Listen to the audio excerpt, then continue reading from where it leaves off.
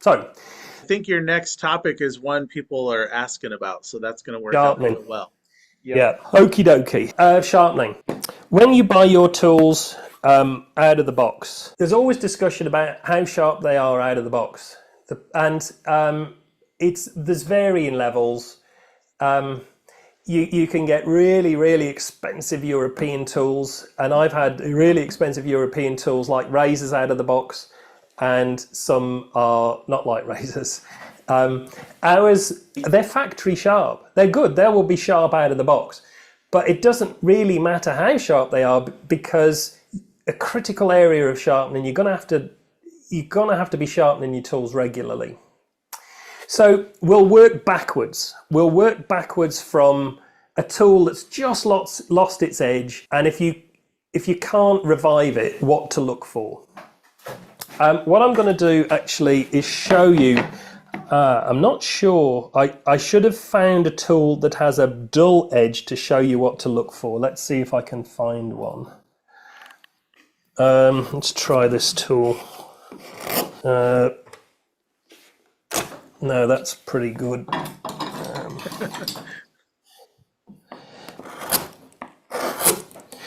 Okay, what I could do is make... No, that's pretty good too.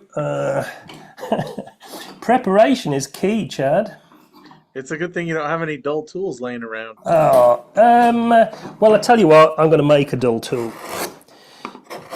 So actually, this is an ideal example. I mean, these are. So this is a really old tool, but this is worth talking about. If you're reviving old tools, can you see how this has been corroded and it's all quite pitted?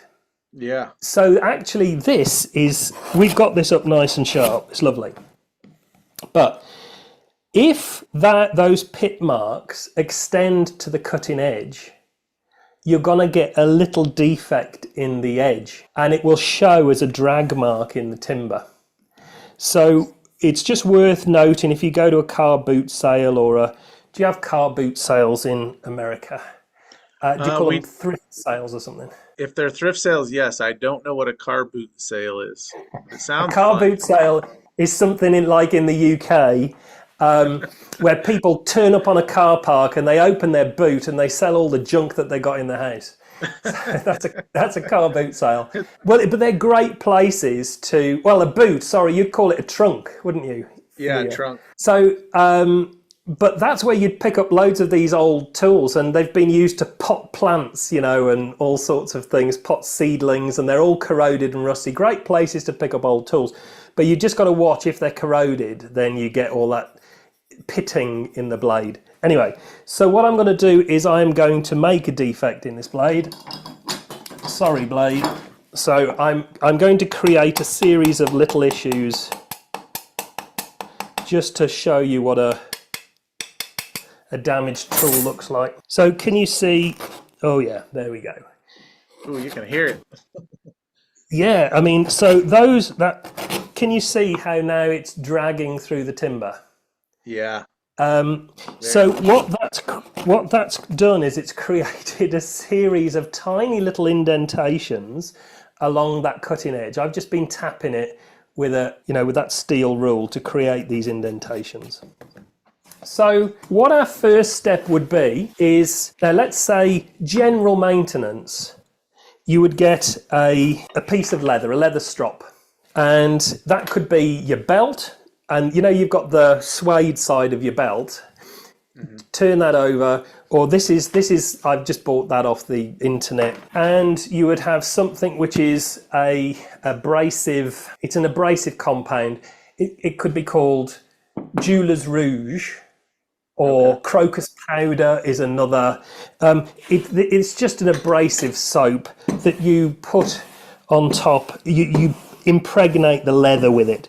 And sometimes it helps if you put a little bit of oil. If you put a little bit of oil into the strop, it helps to hold and bed in this compound.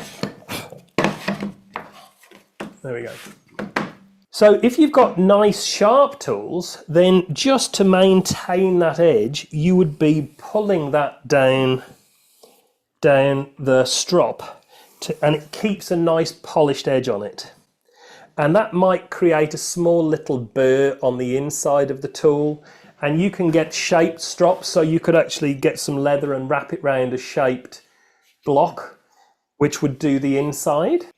But in actual fact, that should be enough to just keep that razor edge on your tools. But if you've got a pretty much damaged tool where no amount of polishing is going to save that, because it's still pretty munted. So we could use a power honer, a power strop, and this is a buffing wheel. These are absolutely fantastic. So it's really so these are fitted with a hard felt wheel. This is a flat wheel, and on this side it's a shaped wheel with a V for inside the tools. So basically all that is it's that strop, but with speed. So I would say, could I get that damaged out using this power strop? It's critical that is heading away from you. You would not want this soft felt material traveling towards that cutting edge, because it's going to dig in and be very nasty. It's got to be traveling away from the tool, but again with some compound, I could just try and polish that defect out, and then on the inside, just to remove any burr. Let's see what that does. It's better, but it's not enough. It's not enough to take out those defects that we've put in the tool. But that, for 90% of your maintenance, is fantastic, and it's so quick. So during a carving job, I'll switch that on. It'll just be a quick 1, 2, and maybe just off the edge, and I'm back like a razor. Look at that. So it's a power strop is brilliant, and you can get these anywhere in the felt wheels, I think, but it's definitely important that you want that wheel traveling away from the tool. So if we've got a situation now where the stropping isn't going to fix that, well, we go to the next level, which is a bench stone. So I don't know whether you can see this. I've had this since I was 15. You can see. You're telling me that's 10 years old? Yeah. 10 years old, eh? Yeah. 10 years. Yeah, well, actually, it's older than 10 years. So, this was a very inexpensive. It's a carborundum stone.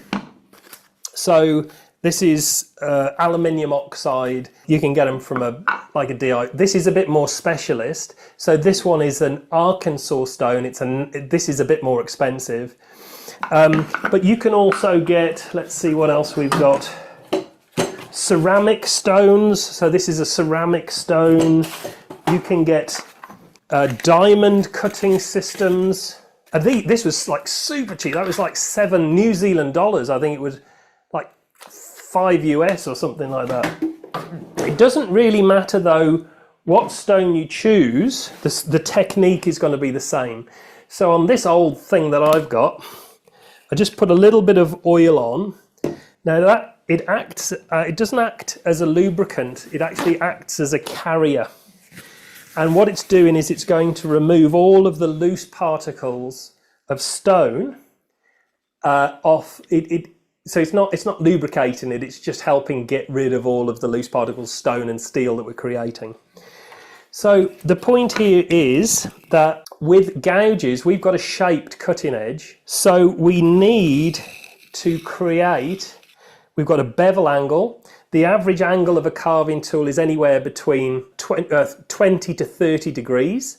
The keener the angle, the keener the angle, I would say, like for pattern carving or lettering, I would go with a 20-degree angle. In softwood and that, so you're going to get a really keen edge. But I wouldn't use it for malleting oak. I would go with a 30-degree angle. It's going to be less susceptible to damage. So it does kind of relate to the angle. I think all of ours are ground actually at around 23 degrees, you know, the carving by numbers range. If we got a flat tool, then I would use a different stone, which I've kept flat. And with a flat stone, we would be, I'll show you how to do a flat one in a second, but a stone for your shape tools and a stone for your flat tools. What we're going to do now, we've got this damaged tool, and I can feel the bevel angle, and I want to try and keep that bevel angle as much as I can. Can you hear that cutting? Yeah. Real well. Yeah, well, what I'm going to have to do is a bit of work, because I really did go to town and put some marks in. I really damaged that edge. So, all right, so what I've now formed inside there is a burr. And that is a wire of metal which has been created on the inside of the tool. So I would get a shaped slipstone. A slipstone is an abrasive stone. This is a slightly finer grit. So this is a natural Arkansas stone, but you could get a silicon carbide, or you can get, I think you can get, oh, this is a range from Trend, and you can get shaped diamond cutting files. But basically, what we're now going to do is remove the burr from inside the tool. So we're going to remove the burr from inside the tool. Some people ask, do you put a bevel on the inside? I try not to. There's no right or wrong, but I generally choose not to. And the reason for that is because when you're setting in a cut, you start, you know, like those pattern carvings where you want a nice sharp detail around the surface of the timber. If you've got a bevel on the inside, you start bruising that inside edge. So I try and keep the slipstone level and flat. And with a little bit of oil, I'm just removing the burr from inside of that tool.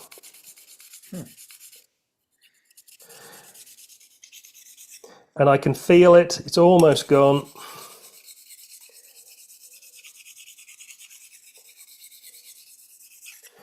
Now the next step is to season, almost like season that cutting edge. Because we want to, same angle. Can you see that? Same angle. Yeah. But now I'm sharpening that up and down. So if there is any razor left on that edge, so I'm rotating the tool as I'm sharpening it. But if there's any razor left, now I'm definitely removing it, and I would go inside the bevel again.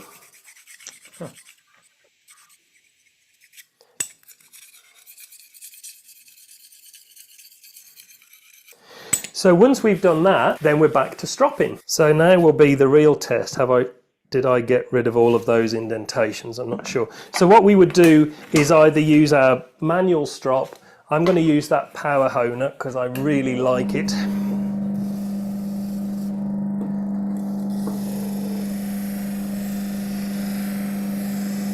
Mike, do you know of a dealer in the UK where you can get wheels for your power unit like that? Well, in terms of these buffers, so it's called a polishing machine actually. I think if you checked out most of the record power dealers in the UK, they would, if they haven't got it in stock, they would be able to get it. So now let's see what we did. So let's go to camera 2. Oh, wow. Okay, well, we're getting there, but can you still see there's some, let's really see if we can get close in. Can you still see there's a couple of drag marks in there? Just barely. Yeah, so let's see, I might just be able to get that out with the honer. Mike, question from the chat. Do you use any powered rotary tools in your carving? or is that a no-no? Do I do what? Sorry. Do you use any powered rotary carving tools in your carving? I have done, and I've got a series of there's Dremels. I'm very very fortunate in that some carving tool companies or they'll send me samples to have a go at, and I do, and there's different effects and texturing that you can get with it, and some you can remove pretty quick. But I would say, in terms of speed, I mean, we can remove a lot of timber very quickly with a, with a. So if it's texturing, then little details, yes. But you saw how we can get little planished effects by using the carving tool. I don't use it a lot, but I wouldn't be opposed to it anyway. You can now see that we're back in business with that tool. Looks very clean.